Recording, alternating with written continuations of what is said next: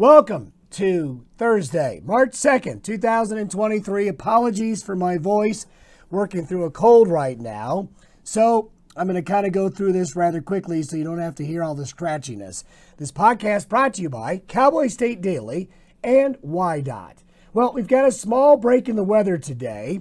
There's going to be some snow, though, across Arizona, New Mexico, parts of eastern and southern Colorado.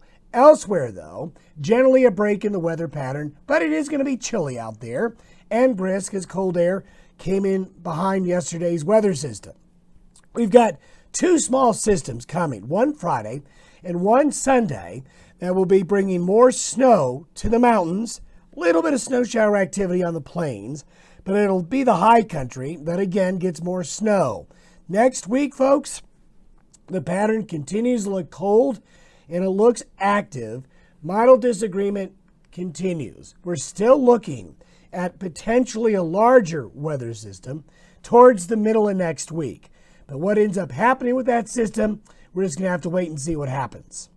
And the long term continues to look very cold as we go through the next couple of weeks. Great shot in Cheyenne at the Union Pacific Station. A very wintry scene, which we've all seen a lot of this past winter. Now, today's satellite photo shows a couple of things. See this low down in Arizona? Big snowmaker in the mountains of Arizona today, and we've seen it already this week down there. This is the low that's going to eject this way, causing problems with severe weather across the southern plains. But there's a little gap right here where there's a bit of a break in the weather. But you can see this area of cloudiness right here with another area front coming in off the Gulf of Alaska and Western Canada, southeast and into the region. There you can see the low here, and as it heads east, there's a severe weather outbreak that'll be happening later today. Then, as we get into Friday, a more zonal westerly flow. But this little guy will produce mountain snow, and you can see there's going to be some snow shower activity developing on the plains with this system as it moves through with more snow in the mountains. So this is the snowfall forecast through Saturday afternoon. Then Sunday, we have a little low ejecting out of the main low here off the Pacific Northwest coast. So what'll happen again is we'll see this system produce another round of snow up into the high country, but also we're going to see another swath of snow here along Interstate 90 across portions of northeastern Wyoming, the Dakotas, parts of Montana. Also, snow in the mountains of northern Colorado and southern Wyoming, more mountain snow here, and a little bit getting across east of the Divide. So, just enough activity for travelers to keep an eye on things. While the snow isn't going to be really heavy on the plains, enough of it this weekend to make roads and highways slick, and certainly more heavy precipitation coming to the west coast here. And that's what the snowfall forecast looks like from Saturday afternoon through next Monday.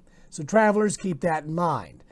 Quickly, I want to go through the area snowpacks to show you how big the snowpack figures are going into now the time of year where you can really add to the snowpack.